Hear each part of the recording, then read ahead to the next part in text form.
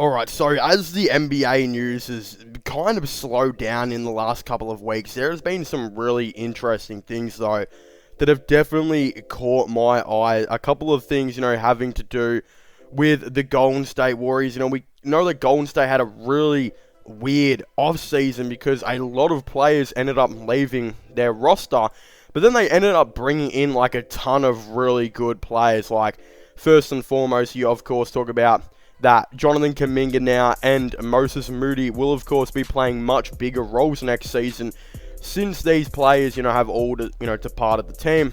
Then you look at Dante DiVincenzo as well, who they decide to bring in on a $4.5 million deal. They re-signed Kevon Looney for around $7 to $10 million a year, I believe, as well. And then they brought in JaMychal Green, who I feel like is another valuable veteran free agent that they've kind of, brought into the team now.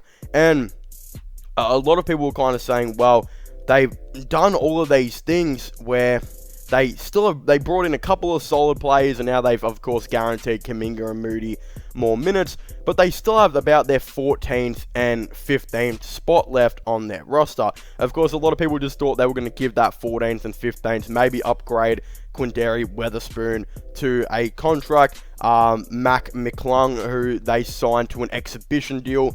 The rumor was it was actually going to be a one-year deal at the time. That looks like it's not going to be true yet as well, so he is for sure going to have to fight for his roster spot. And then there's been a couple of rumors on other free agents they could be, of course, be looking at. One of them being Andre Iguodala, of course, the 38-year-old.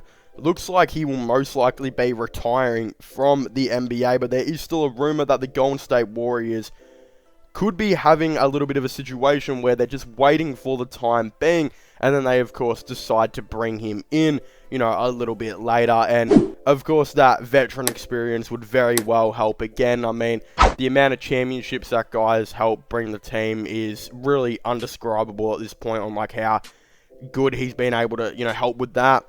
But then the other one that's kind of come out recently has, of course, been Carmelo Anthony, and this is all being reported by Sean Devaney. Now, this is legitimately crazy because a lot of people, when they first heard the reports that the Warriors were interested in Carmelo a couple weeks ago, a lot of people were saying it was fake and then it wasn't real or anything like that. Then you got a legitimate proper source in Sean Devaney actually come out here and say, no, the Warriors are looking at Carmelo Anthony.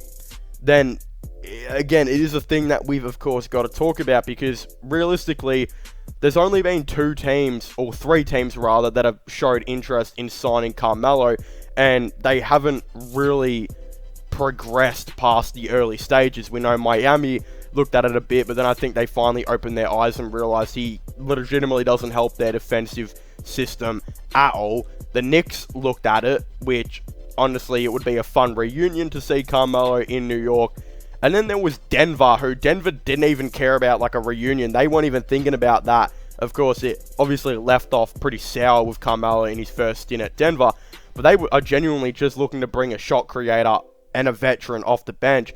And you can kind of knock out 2 birds with 1 stone if you were to try and bring in Carmelo. So it is being said that they are interested in him. Now, in terms of the Golden State Warriors and Carmelo, do I think they should sign him? Probably not, but should they look at him? You 100% got to look at Carmelo Anthony if you are the Golden State Warriors, because right now, you do have 13 roster spots taken up, and again, one of those roster spots being Ryan Rollins, who I think there's a lot of people still saying to themselves, is this guy really guaranteed to get a spot? I mean, they could always, convert him to a 2-way contract, I believe. Literally could just waive him and send him to the G League. It would only cost them $1 million or so to do, which is, I mean, that's veteran minimum money at this point for the Golden State Warriors. But again, you look at that and you're like, well, they drafted Justinian Jessup a couple years ago, and they, of course, didn't ever play him. I mean, he spent his whole entire career as a stash player for the Illawarra Hawks in Australia's NBL, and he never played for the Golden State Warriors outside of Summer League and maybe preseason games. They've done a similar thing where they've taken Ryan Rollins here, who I think is a fantastic prospect, but I also thought Justinian Jessup was somewhat of a fantastic prospect as well, and they never gave him a run, and it just didn't end up working out at all, and he balled out for Illawarra, which was LaMelo Ball's team, and yeah, he did very, very well there. But again, you look at that and you're like, well, Ryan Rollins isn't guaranteed a deal. Patrick Baldwin's probably going to spend time in the G League. They've legitimately got about 10 or 11 actual rotational pieces, and if you have a couple of injuries, that gets very slim. The thing is, as well as Jermichael Green, I don't really know what's going to be happening with him. Of course, he's a guaranteed rotation player at the end of the day, especially if they have injuries, and he will have a roster spot on the Golden State Warriors. But there are a lot of people out there that would argue that Carmelo Anthony is still a much better player than what Jermichael Green is. I would probably disagree with it, but I do see reasons why a lot of people are saying Carmelo needs to be signed in the league. Again, the issue is the guy is 38 years old, which is slightly concerning. I mean, LeBron, I think, is 38 years old, but LeBron is LeBron and Carmelo Anthony is Carmelo Anthony. There's still a little bit you got to 100% look at here. And again, you do say to yourself, does Carmelo disrupt the ball movement? We've seen so many high-level players in recent years, especially this season, who are great shot creators, but they disrupt the ball movement and honestly just haven't been signed. At the time of making this video, Dennis Schroeder has not been signed, and since getting traded to the Lakers, his ability to disrupt the ball movement has been pretty disgusting, and he just hasn't been the shot creator he used to be.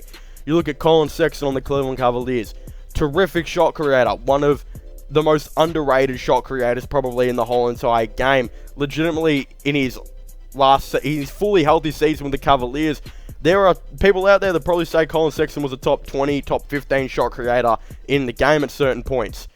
I mean, he was averaging like 24 points per game. But the reality is he disrupts the ball movement, and it's just a ridiculous thing that he's going to want $25 million when the majority of the times, the Cleveland Cavaliers are better off without him. So, you do ask yourself, does Carmelo Anthony disrupt the ball movement for the NBA team that he is possibly on? And yes, I do somewhat think he probably would, but on a team like Denver, I feel like that is a player that even if he somewhat disrupts the ball movement, you probably just go for it. At the end of the day, he's still a very underrated three-point shooter. He's, shot 38% for the Lakers this season, 41% for the Portland Trail Blazers in his previous season there. The guy does bits, and I don't understand why a team like Denver isn't necessarily looking at him. The issue is, though, I wouldn't say the Golden State Warriors should get him. They're a big team that prides themselves of ball movement and spacing the floor. And even though I think Carmelo Anthony can definitely do that, you are definitely somewhat taking a risk when you got Carmelo thinking like he's still in his prime and deciding to do those isolation plays, which, I mean, he did a lot on the Lakers, but to be fair to him, the Lakers did suck, so he probably had a reason to do it. But again, he's probably still got that in his head where he thinks he can isolate all the time, and I don't think the Warriors need that. I mean, they've already got Jordan Poole. That guy isolates too much as it is. You probably don't need Carmelo Anthony out here isolating all the time. But if you could somewhat convert him and say to him, hey mate, this is probably going to be one of your last chances, if not your last chance to win a championship ring. Quit out the isolation play. Come try out for us in preseason. We'll sign you to exhibition contracts, whatever it may be.